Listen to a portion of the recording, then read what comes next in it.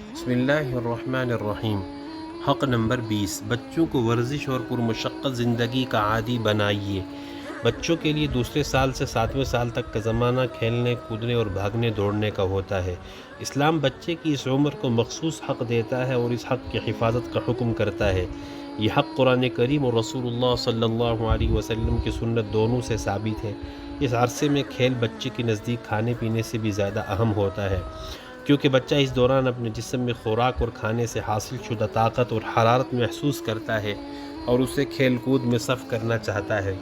نبی کریم صلی اللہ علیہ وسلم کی بچوں کے ساتھ دل لگی اور ان کے بوجھ کو ختم کرنے کی تدبیریں اور ان کے ساتھ ملاطفت و نرمی کو دیکھتے ہوئے تربیت اسلامی کے علماء نے یہ تصریح کی ہے کہ بچے کو اسباق و کام کاج سے فارغ ہونے کے بعد کھیل کود اور سیر و تفریح کی ضرورت ہے۔ امام غزالی رحمہ اللہ نے احیاء العلوم میں اس سلسلے میں تحریر کیا ہے۔ لکھتے ہیں کہ بچے کو مکتب و مدرسے سے واپس آنے کے بعد ایسے اچھے کھیل کود کی اجازت دے دینی چاہیے جس کے ذریعے مکتب و مدرسے کی تھکان اتر جائے، لیکن اس حد تک کہ وہ کھیل کود میں اتنا مشغول نہ ہو کہ اس میں ہی چور چور ہو جائے۔ اس لیے کہ بچے کو کھیل سے روکنا اور اس کو ہمیشہ تعلیم میں مشغول رہنے پر مجبور کرنا بچے کے دل کو مردہ اور ذکاوت کو ختم اور زندگی کو بے مزہ کر دیتا ہے، اور پھر نتیجہ یہ نکلتا ہے کہ وہ تعلیم سے ہی چھٹکارا پانے کی کوشش میں مصروف ہو جاتا ہے۔ حضور صلی اللہ علیہ وسلم کے بچوں کے ساتھ کھیل کے واقعات۔ حضور صلی اللہ علیہ وسلم اکثر بچوں کے ساتھ کھیلتے، اس بارے میں کئی واقعات سیرت کی کتابوں میں لکھے ہوئے ہیں۔ حدیث میں ہے، حضور صلی اللہ علیہ وسلم حضرت حسن بن علی کے سامنے منہ سے زبان باہر نکالتے، جب وہ سرخ زبان دیکھتے تو جلدی سے لپکنے کی کوشش کرتے۔ حق نمبر 21، اولاد کی صحت و صفائی و ستھرائی کا خیال رکھنا۔ نمبر 1، صفائی ستھرائی کی اہمیت۔ صفائی کو حضور صلی اللہ علیہ وسلم نے نصف ایمان فرمایا ہے۔ حضور صلی اللہ علیہ وسلم کسی کو میلا کچیلا دیکھتے تو ناگواری کا اظہار فرماتے۔ مسجد میں پسینے کی بدبو والے لباس میں لوگوں کا آنا آپ صلی اللہ علیہ وسلم کو ناگوار ہوتا۔ آپ صلی اللہ علیہ وسلم کے اہل بیت بھی اس معاملے میں اس حد تک خیال رکھتے کہ آپ کے صاحبزادی بچوں کو نہلا دھلا کر، صاف کپڑے پہنا کر اور خوشبو لگا کر خدمت اقدس میں بھیجتی۔ کوئی چیز جس قدر نازک ہوتی ہے اس کی صفائی اور حفاظت کا اسی قدر اہتمام کیا جاتا ہے۔ پھول سے بچوں کی نازک جلد کی حفاظت کے لیے خصوصی توجہ اور اہتمام کی ضرورت ہے، کیونکہ بچوں کو میلا کچیلا رکھنے سے کئی امراض جنم لیتے ہیں۔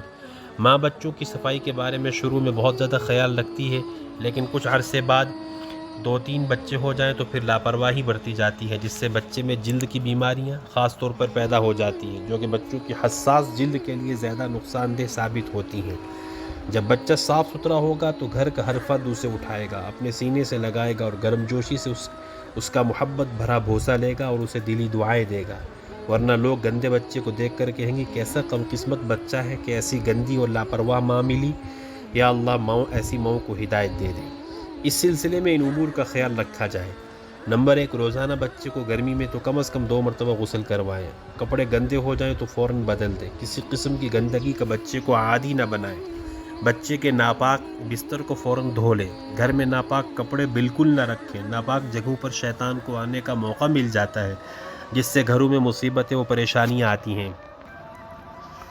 لہٰذا بچے نے جس بستر یا چادر پر پیشاب کر لیا ہو اس کو صرف سکھانے پر اکتفا نہ کرے، بلکہ اچھی طرح پانی سے دھو کر پاک کر کے پھر استعمال کرے۔ حق نمبر 22، اولاد کی صحت کا بھی خیال رکھنا۔ والدین بچوں کے سلسلے میں اپنے اوپر واجب اور ضروری لوازمات و حاجات، مثلاً اچھی غذا، صاف ستھرے مکان اور لباس و پوشاک کا خیال رکھیں تاکہ بچوں کو بیماری لاحق نہ ہو اور امراض و وباؤں کی وجہ سے ان کے جسم لاغر اور کمزور نہ ہو جائے، اور کھانے پینے اور سونے میں صحت کی حفاظت کے ان اصولوں کا خیال رکھیں جن کا اسلام نے حکم دیا ہے۔ کھانے کے سلسلے میں والدین کو یہ خیال رکھنا چاہیے کہ بچے کو بدہضمی سے بچائے اور کھانے پینے میں ضرورت و عادت سے زیادہ کھانے سے روکے، اور کھانا ہضم ہونے سے قبل کھانا کھانے سے منع کریں، اور وقت مقرر پر ہی کھانے کا عادی بنائے۔ چلتے پھرتے فضول چیزیں کھلانے سے اور اس کے لیے پیسے دینے سے بچے کی صحت بھی خراب ہوتی ہے، پیسے بھی ضائع ہوتے ہیں اور وقت پر کھانے کو جی نہیں چاہتا۔ پینے کے سلسلے میں والدین کو یہ خیال رکھنا چاہیے کہ اسے 2 یا 3 سانس میں پینے کی تعلیم دے اور برتن میں سانس لینے سے منع کرے، اور کھڑے ہو کر پینے سے روکیں اور بسم اللہ پڑھ کر پلائیں، اور پانی صاف ستھرا ہو، بہتر ہے کہ ابال کر چھان کر میٹھا پانی پلائیں، اور کھانے کے دوران اور کھانے کے بعد پانی پلانے سے صحت خراب ہوتی ہے۔ باقی اوقات میں جتنا زیادہ پانی پلایا جائے اتنا ہی صحت کے لیے مفید ہے۔ اور صبح سویرے اور رات کو سونے سے قبل 1 کپ خالص دودھ پلانے سے بچے کے اعضاء مضبوط ہوتے ہیں، دماغ تیز ہوتا ہے۔ چائے، کافی، ٹھنڈی، کھٹی اور مرچ والی اشیاء سے صحت خراب ہوتی ہے۔ اللہ تعالیٰ تمام مسلمانوں کو اپنی اولاد کی صحت کا خیال رکھنے کی توفیق دے۔ اس وقت کی نشست میں اتنا ہی۔ اللہ نے زندگی رکھی تو پھر کل یہاں سے آگے شروع کریں گے۔ اپنی دعوات صالحہ میں یاد رکھیے۔ جزاکم اللہ خیرا۔